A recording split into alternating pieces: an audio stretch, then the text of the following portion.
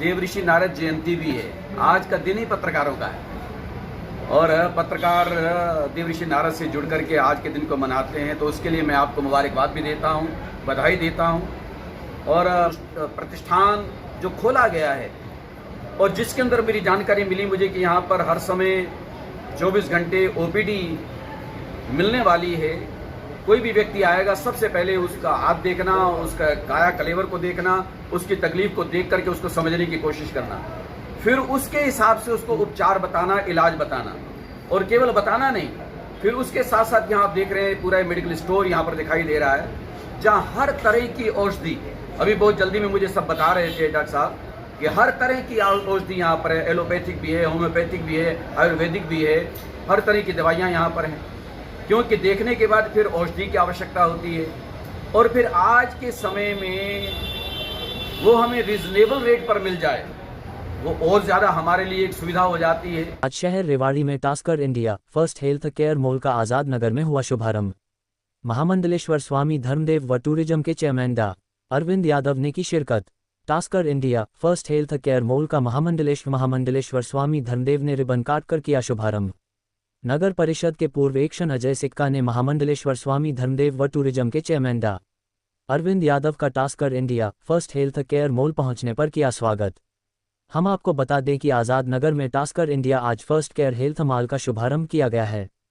Tasker India आज first care health mall अब आपकी सेहत का ख्याल रखेगा व सदस्य बनने पर सिर्फ ₹1 प्रतिदिन में आपको मिलेगा unlimited MBBS doctor consultation, free home delivery, दवाएं पर 85% तक छूट, सभी प्रकार की जांचों पर 50% तक की छूट, सभी Ayurvedic, allopathic, generic OTC health cafe की सेवा उपलब्ध। प्रदेश प्रवक्ता वंदना पोपली, पंजाबी समाज के प्रधान प्रेमनाथ गेरा, नगर परिषद के उप चेयरमैन श्याम सुंदर चुग, नगर परिषद के पार्षद व समाजसेवी मनीष चराया व रेवाड़ी शहर के गणमान्य लोग शुभ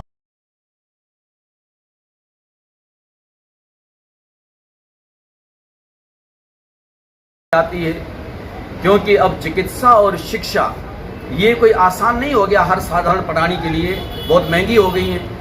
एक हमें आसानी से शिक्षा मिल जाए, सुविधाजनक हो, रियायत पर, और दूसरी चिकित्सा, तीसरा फिर न्याय होता है, क्योंकि चिकित्सा, शिक्षा, न्याय ये हमारे जीवन की मूलभूत आवश्यकताएं हैं। कभी मैं 55 साल पहले, 50 साल पहले के बचपन को याद करता हूँ, उस समय मैं एक नारा सुना करता था, रोटी कपड़ा और मकान। अब वो नारा इतना नहीं है, लेकिन इस समय चिकित्सा, शिक्षा और न्याय ये सारे ही बहुत मुश्किल हो गए हैं एक आम जन नागरिक के लिए। वो अगर सुविधापूर्वक इंसान को मिल जाते हैं तो ये समझ लो उसमें जो सहयोग कर रहा है उसको मैं किसी देवदूत से कम नहीं समझता। वो भी ईश्वरीय दूत बन के आया है चिकित्सा में, शिक्षा में और न्याय में, जो अपनी भूमिका निभा रहा है, लोगों को सहायता दे रहा है, अपना योगदान प्रदान कर रहा है। तो आज मैं ये टास्कर कह रहे हैं, लेकिन आज टास्कर को देख करके मुझे टस्कर भी याद आता है कि शायद किसी ने सुना हो। मैंने तो खूब देखा है 20-22 साल पहले, क्योंकि मई के महीने में, इसी पिछला महीना था, जून चल रहा है, हमारा हर साल वार्षिकोत्सव होता है उत्तराखंड में रुद्रपुर में। उसके साथ वहाँ जिम कार्बेट एक पार्क है और मैं हर साल वहाँ पर अंदर जंगल में 30 किलोमीटर टिकाला में जाया करता था और वहाँ टस्कर नाम का एक हाथी कभी कभी दिखाई दे जाता है और उस टस्कर से सावधान रहना बहुत ज़रूरी होता है कि बड़ा बहादुर वो ऐसा हाथी कि वो हर एक को पछाड़ देता है। तो मैं अब इसको टस्कर कहूँ या टास्कर कहूँ, ये जो भी है, तो ये टास्कर नाम की एक कंपनी जिसके सौजन्य से मतलब कोई भी बीमारी, मैं यूँ कहूँगा टस्कर नाम लेकर के, जैसे टस्कर के सामने कोई भी चीज़ आती थी वो टिक नहीं पाती थी, इस टस्कर या टास्कर के सामने भी कोई भी रोगी रोग को लेके आएगा तो रोग टिक नहीं पाएगा।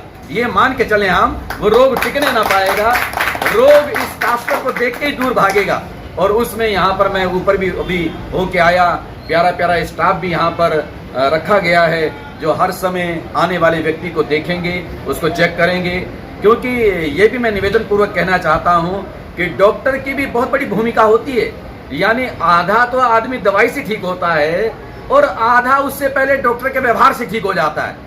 कि जब आदमी डॉक्टर देखता है, देख करके उसके चेहरे पर एक विश्वास मरीज को दिखाई देता है, एक स्माइल दिखाई देती है। एक डॉक्टर के द्वारा जब उसको कहा जाता है चिंता करने की जरूरत नहीं है, हम बैठे हैं, बिल्कुल आप ठीक हो जाओगे, कोई ऐसी बड़ी बात नहीं है। बड़ी से बड़ी तकलीफ होने के बाद भी जो डॉक्टर ऐसा या चिकित्सक या ओपीडी करने वाला ऐसा मधुर व्यवहार करता है, उस मरीज की आधी बीमारी तो वैसे दूर हो जाती है।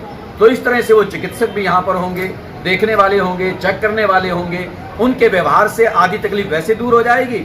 उसके बाद फिर यहाँ पर औषधियाँ हैं, दवाइयाँ हैं। वो तीसरी बात और है कि उनको सलाह मिलेगी।